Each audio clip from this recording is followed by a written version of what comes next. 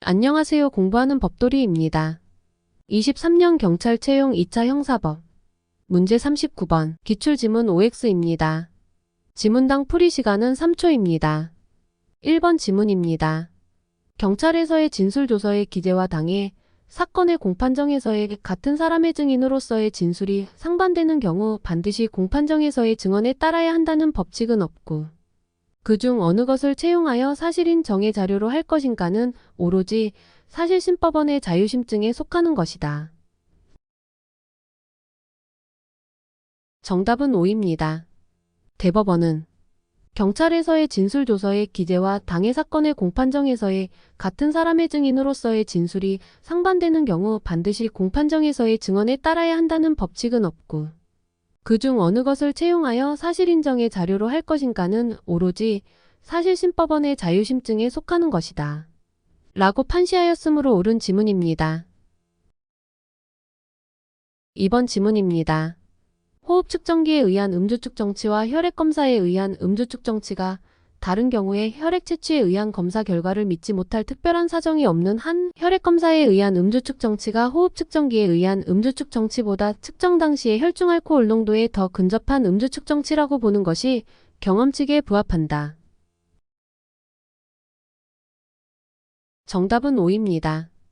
대법원은 호흡 측정기에 의한 음주 측정치와 혈액 검사에 의한 음주 측정치가 다른 경우에 어느 음주 측정치를 신뢰할 것인지는 법관의 자유심증에 의한 증거 취사 선택의 문제라고 할 것이나 호흡 측정기에 의한 측정의 경우 그 측정기의 상태, 측정 방법, 상대방의 협조 정도 등에 의하여 그 측정 결과의 정확성과 신뢰성에 문제가 있을 수 있다는 사정을 고려하면 혈액의 채취 또는 검사 과정에서 인위적인 조작이나 관계자의 잘못이 개입되는 등 혈액 채취에 의한 검사 결과를 믿지 못할 특별한 사정이 없는 한 혈액 검사에 의한 음주 측정치가 호흡 측정기에 의한 음주 측정치보다 측정 당시의 혈중 알코올 농도에 더 근접한 음주 측정치라고 보는 것이 경험칙에 부합한다.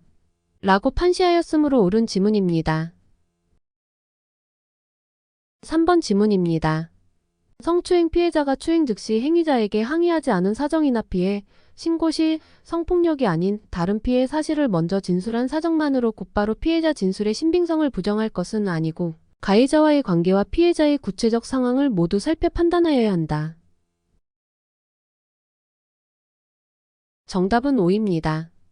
대법원은 성추행 피해자가 추행 즉시 행위자에게 항의하지 않은 사정이나 피해, 신고 시 성폭력이 아닌 다른 피해 사실을 먼저 진술한 사정만으로 곧바로 피해자 진술의 신빙성을 부정할 것이 아니고 가해자와의 관계와 피해자의 구체적 상황을 모두 살펴 판단하여야 한다.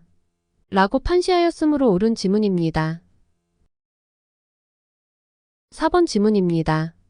형사재판에서 이와 관련된 다른 형사사건의 확정 판결에서 인정된 사실은 특별한 사정이 없는 한 유력한 증거자료가 되는 것이므로 당해 형사재판에서 제출된 다른 증거 내용에 비추어 관련 형사사건 확정 판결의 사실 판단을 그대로 채택하기 어렵다고 인정되는 면이 있다고 하여도 이를 배척할 수는 없다.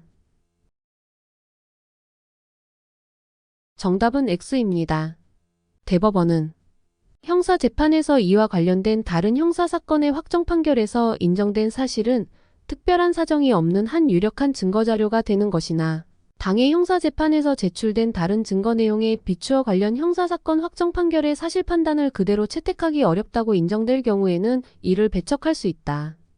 라고 판시하였으므로 틀린 지문입니다. 오늘 준비한 내용은 여기까지입니다. 마지막으로 여러분의 구독과 좋아요는 큰 힘이 됩니다. 공부하는 법돌이였습니다. 감사합니다.